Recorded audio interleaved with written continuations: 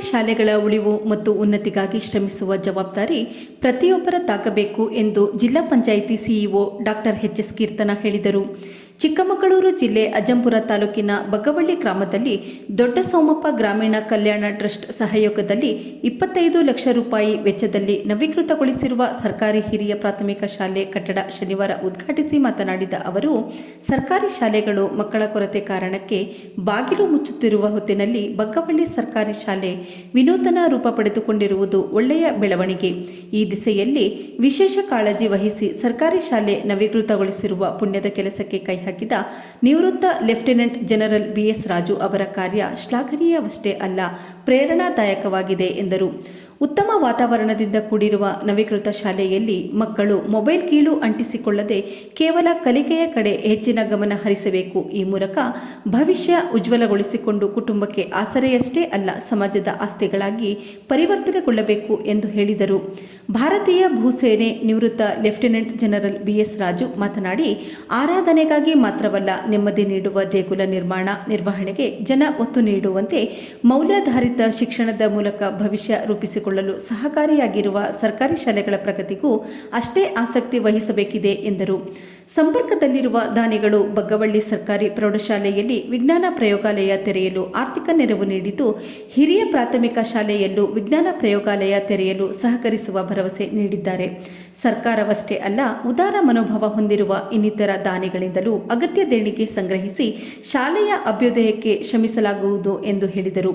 ನವೀಕೃತ ಸರ್ಕಾರಿ ಹಿರಿಯ ಪ್ರಾಥಮಿಕ ಶಾಲಾ ಕಟ್ಟಡ ಉದ್ಘಾಟನಾ ಸಮಾರಂಭದಲ್ಲಿ ಕೆಡಿಪಿ ಪ್ರಗತಿ ಪರಿಶೀಲನಾ ಸಮಿತಿ ಸದಸ್ಯೆ ಜಿಎಸ್ ರಚನಾ ಮಕ್ಕಳಿಗೆ ಸಾಂಕೇತಿಕವಾಗಿ ಶೂ ಸಾಕ್ಸ್ ವಿತರಿಸಿದರು. ಈ ಸಂದರ್ಭದಲ್ಲಿ tahsildar Vinayak Sagar, taluk panchayat EO MK Vijayakumar, BEO H A. Parashuramappa, ನಿವೃತ್ತ ವಿಜ್ಞಾನಿ ಸುರೇಂದ್ರ ಕುಲಕರ್ಣಿ, ಶಾಲಾ ಅಭಿವೃದ್ಧಿ ಮತ್ತು ಮೇಲುಸ್ತುವಾರಿ ಸಮಿತಿ ಅಧ್ಯಕ್ಷ ನಾಗರಾಜ್, ಗ್ರಾಮಸ್ಥರಾದ ಪ್ರಭು, ಸುರೇಶ್, ಉಮೇಶ್, ಮಲ್ಲಿಕಾರ್ಜುನ, ಪ್ರಸನ್ನ ಇತರರಿದ್ದರು. ಸೆಕೆಂಡ್ ಇನ್ ದ ರ್ಯಾಂಕ್ ಅಂದ್ರೆ ಇಡೀ ದೇಶದಲ್ಲಿ ನಂಬರ್ 2. ಇವರು ಮನ್ಸು ಮಾಡಿದ್ರೆ ಬೆಂಗಳೂರಲ್ಲಿ ಇಷ್ಟೊತ್ತಿಗೆ ಈ ವೆದರ್ನಲ್ಲಿ ಗಾಲ್ಫ್ ಆಡ್ಬೋದಿತ್ತು, ಕ್ಲಬ್ಗಳಿಗೆ ಹೋಗ್ಬೋದಿತ್ತು, ಪಾರ್ಟಿಗಳನ್ನ ಆಡ್ಬೋದಿತ್ತು. ಅದೆಲ್ಲನೂ ಬಿಟ್ಟು ಊರಿಗೆ ಬಂದು ನನ್ನ ಊರು, ನನ್ನ ಜನ, ನನ್ನ ಮಕ್ಕಳು ಅನ್ನೋ ಭಾವನೆಯಿಂದ ಇಡೀ ಅಷ್ಟು ಆಕ್ಟಿವ್ ಇದ್ದಾರೆ. 10 ಗಂಟೆ ಟ್ರಾವೆಲ್ ಮಾಡಿ ಬರಕ್ಕೆ ಬಂದಿದ್ದಾರೆ.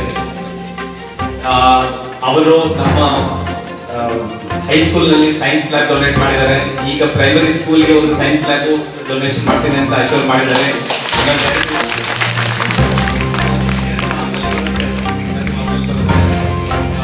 ಒಂದೂವರೆ ಹೈಸ್ಕೂಲಿಗೆ ಸೈನ್ಸಿಗೆ ಲ್ಯಾಬ್ ಇರಬೇಕು ಅಂತ ಒಂದು ಕಾನ್ಸೆಪ್ಟ್ ಇತ್ತು. ಈಗ ಪ್ರೈಮರಿ ಸ್ಕೂಲ್ಗೂ ಮಾಡುವ ಸಾಧ್ಯತೆ ಇದೆ ಅಂತ ಅವರು ತೋರಿಸಿದ್ದಾರೆ. ಒಂದು ಗ್ಯಾನ್ ಪ್ರೋ ಅಂತ ಒಂದು ಸಂಸ್ಥೆ ಇದೆ ಬೆಂಗಳೂರಿನಲ್ಲಿ. So they are the ones for curating this product.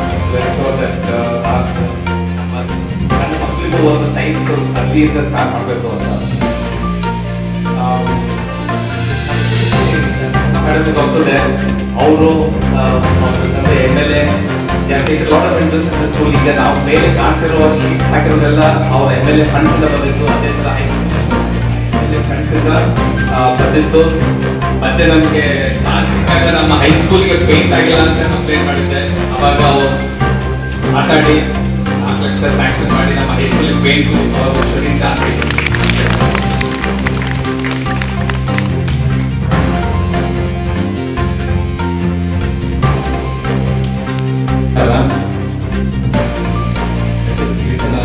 Chief executive officer ಜಿಲ್ಲಾ panchayat Chikkamagaluru, doctor Surendra Kulkarni, scientist Mangaluru, mister Vinayak Sagar, tahsildar Tarikere, PO, special guest ನಮ್ಮ ರಚನಾ ಮೇಡಮ್, ಬಗ್ಗವಳ್ಳಿಯ ಗ್ರಾಮಸ್ಥರು, ಪ್ರೈಮರಿ ಸ್ಕೂಲ್ ಮತ್ತು ಹೈಸ್ಕೂಲಿನ ಮಕ್ಕಳು, ಅವರ ತಂದೆ ತಾಯಿಗಳು, ಹಾಗೂ ಇಲ್ಲಿ ಪ್ರೆಸ್ ಇಂದ ನಮ್ಮ ವೆಂಕಟೇಶ್ ಅವರು ಟೀಮ್ ಬಂದಿದೆ. ಎಲ್ಲರಿಗೂ ನನ್ನ ನಮಸ್ಕಾರಗಳು ಮತ್ತು ಶುಭ ಹಾರೈಕೆಗಳು.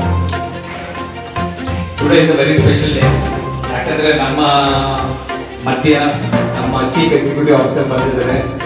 While she is the chief executive officer of Jilla Panchayat, as an individual she is an inspiration.